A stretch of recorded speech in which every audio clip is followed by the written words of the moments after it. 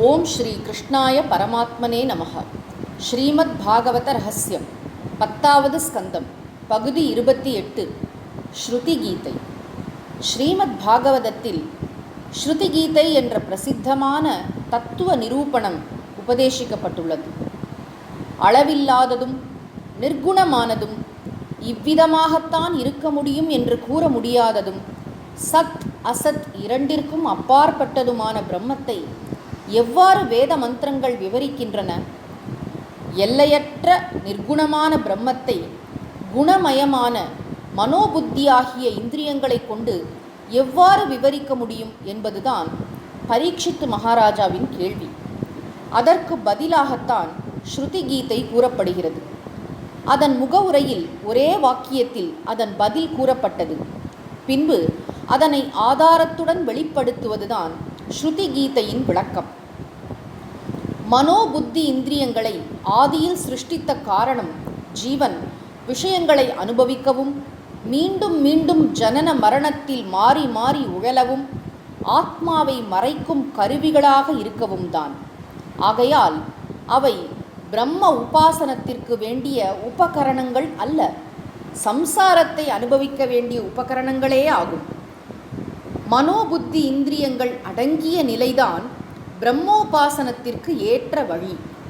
இந்த தத்துவத்தை அறியும் விரக்தனான முமுட்சுவிற்குத்தான் முக்தி கிட்டும்.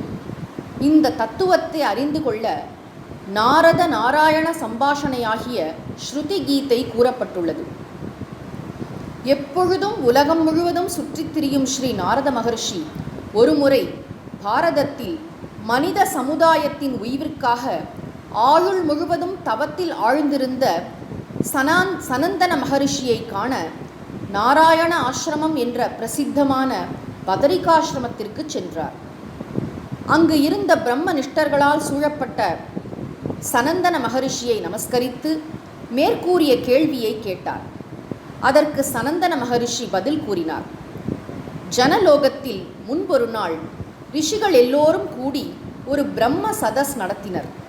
அந்த கூட்டத்தில் அனைவருமே தெளிந்த அறிவுடனும் அனுஷ்டானத்துடனும் கூடியவர்களாக இருந்ததால் இவர்தான் கேள்வி கேட்க வேண்டும், இன்னார்தான் பதில் உரைக்க வேண்டும் என்ற நியமம் இல்லாதிருந்தது. அந்த சதஸில் இந்த கேள்வி எழுந்தபோது சனந்தன மகரிஷி கூறினார், தன்னால் சிருஷ்டிக்கப்பட்ட பிரபஞ்சம் முழுவதையும் தன்னுள்ளே அடக்கி எல்லா சக்திகளுடனும் கூடி உறங்கும் பரமபுருஷனை தகுந்த நேரம் வந்தபோது உறங்கும் அரசனை சுப்பிரபாதம் பாடி எழுப்புவது போல வேதங்கள் இவ்விதம் துதித்தன. முதல் ஸ்லோகம். ஜனன மரணாதிகளான துக்கங்கள் இல்லாதவனும் தானே வந்தடைந்த அனைத்து செல்வங்களை உடையவனும் அனைத்து சக்திகளும் தன்னுள் அடங்கப்பெற்றவனுமாகிய ஹே பரமபுருஷனாகிய நாதா, தாங்கள் ஸ்தாவர ஜங்கமங்களாகிய ஜீவராசிகளுக்கு பல விதத்தில் குறைகள் ஏற்படுத்தும் சத்வ ரஜஸ் தமோ குணங்களுடன் கூடிய அவித்யையை அகற்றி அதனை வெல்லும் திறனை அருள வேண்டும். மேற்கூறிய மாயாதேவியுடன் கூடிய தங்களுடைய திருவிளையாடல்தான் இந்த உலக விவகாரம் என்று வேதம் கூறுகிறதல்லவா? அதனால் தங்களால் தான் அவித்யையை அகற்ற முடியும்.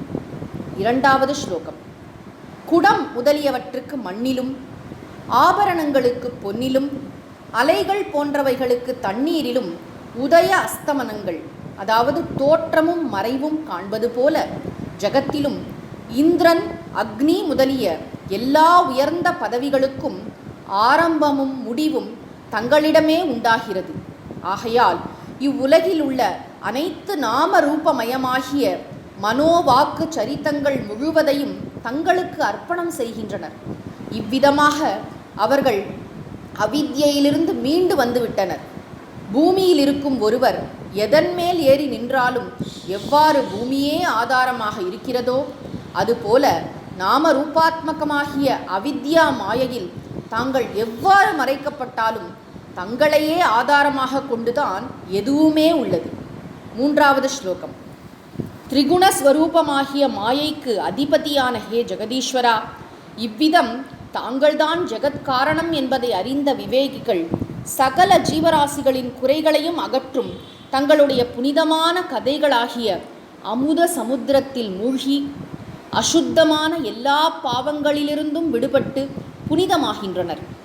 இவ்வாறு தூய்மையடைந்த பக்தர்கள் எப்பொழுதும் தங்களையே வணங்கி தங்கள் ஸ்வரூபத்தை தத்தம் இதயங்களில் ஏற்றி ஸ்தூல சூக்ஷ்மங்களாகிய ஷரீர உபாதிகளின் உபதிரவத்திலிருந்தும் காலப்போக்கில் காரண சரீரமாகிய அவித்யா உபாதியிலிருந்தும் தப்பி பிரம்மபதத்தை அடைகிறார்கள். 4வது ஸ்லோகம்.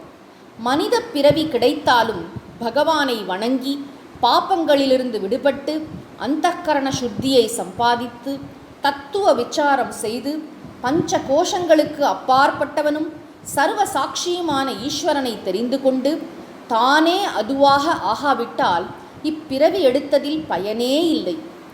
உள்ளும் புறமும் காற்று போய்கொண்டிருக்கும் தோல் பையை போல சாரமில்லாத விஷய போகங்களை அனுபவித்து அழிந்து போகும் மனித பிறவியை விட வேறு என்ன துன்பம் இருக்க முடியும்?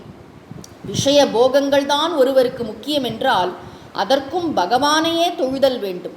அதனால் ஈஸ்வரனை துதிக்காத மனித பிறவி வீணே ஆகும். 5வது ஸ்லோகம். ஹே அனந்த மூர்த்தியே, ரிஷி சம்பிரதாயங்களில் காலப்போக்கில் வேண்டிய அளவு உறுதியும் அனுபவமும் பயிற்சியும் கிடைக்காத உடலையே பேணும் முமுட்சுக்கள் வயிற்றில் மணிபூரக சக்கரத்தில் சித்தத்தை ஒருமைப்படுத்தி நிறுத்தி பிரம்மத்தை எப்போதும் நினைத்து கொண்டிருப்பர். சூக்ஷ்ம திருஷ்டியுடைய ஆருணி சம்பிரதாயக்காரர்களோ ஹிருதய மத்தியில் உள்ள தகரத்தில் சித்தத்தை நிறுத்தி காலப்போக்கில் சுஷும்னா நாடியில் சென்று திரும்ப இந்த சம்சாரத்திற்கு மீண்டும் வராத ஜோதிர்மயமான பிரம்மானந்தத்தையே நாடி முக்தர்கள் ஆகின்றனர். 6வது ஸ்லோகம். அவரவர் கர்ம பரம்பரையின் விளைவாக பற்பல ஷரீரங்களில் உயர்வு தாழ்வோ குணதோஷமோ பார்க்காமல் அவையெல்லாம் சத்தியமென்றும் சுகஸ்வரூபங்கள் என்றும் தவறாக புரிந்து கொண்டு முடிவில்லா துன்பங்களை அனுபவிப்பவர்கள் குருடர்களாகிய ஜீவர்கள். புண்ணிய பலனால் இவ்வுலக மேலுலக இன்பங்களில் வைராக்கியமும் அவை உண்மையல்ல என்னும் அறிவும் வளர்ந்து அந்தఃகரணம் சுத்தமாகும் போது அவர்கள் ஈஸ்வரனை உபாசனை செய்து அவித்யாகிய மாயையிலிருந்து விடுபட்டு பரமபதத்தை நாடுவர். 7வது ஸ்லோகம். கர்மங்களின் பலனாக கிடைக்கும் ஷரீரங்கள் பலவிதமாக இருந்தாலும் அவற்றில் மிகவும் சிறந்தது மனித சரீரம் என்று கூற வேண்டும். அது மட்டுமின்றி அது சர்வசக்தனான ஈஸ்வரனின் அம்சம் என்று புகழப்படுகிறது. வேதங்களால் கூறப்பட்ட எல்லா கர்மங்களையும் அறிந்தும் கடைப்பிடிப்பதற்கும் உண்டான அறிவும் திறமையும் மனிதனுக்கு உண்டு.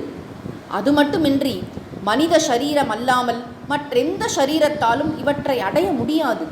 இதை மனதில் கொண்ட விவேகமுடைய புண்ணியமான்கள் தங்களையே நாடியல்லவா பிறவிப் பயனை அடைகிறார்கள். 8வது ஸ்லோகம். எளிதில் கற்றுக் கொடுக்க முடியாத ஆத்ம தத்துவத்தை எடுத்து காட்டி விளக்கம் கொடுத்து எளிதில் புரிந்து கொள்ளாதவர்களையும் முக்திக்கு தகுந்தவர்களாக ஆக்குவதற்காக பல கால தேசங்களிலும் பல யோனிகளிலும் அவ்வப்போது அவதரித்து பலவிதமான லீலைகளினாலும் உலகிற்கு அருள் பாலிக்கும் பரமபுருஷனே, தங்களுடைய அற்புதமான லீலைகளான அமிர்த சமுத்திரத்தில் மூழ்கி ஆழ்ந்து நீந்தி இன்புறும் புண்ணியவான்கள் வேறு ஒன்றையும் விரும்ப மாட்டார்கள். பகவானுடைய லீலைகளால் கவரப்பட்ட பக்தர்கள் முக்தியை கூட விரும்ப மாட்டார்கள். வீடு குடும்பம் அனைத்தையும் விட்டு பக்தர்களுடன் கூடி பகவானுடைய அற்புத லீலைகளை பாடிக்கொண்டு தங்களுடைய ஆயுட்காலம் முழுவதையும் கழிக்க முற்படுகின்றனர். 9வது ஸ்லோகம்.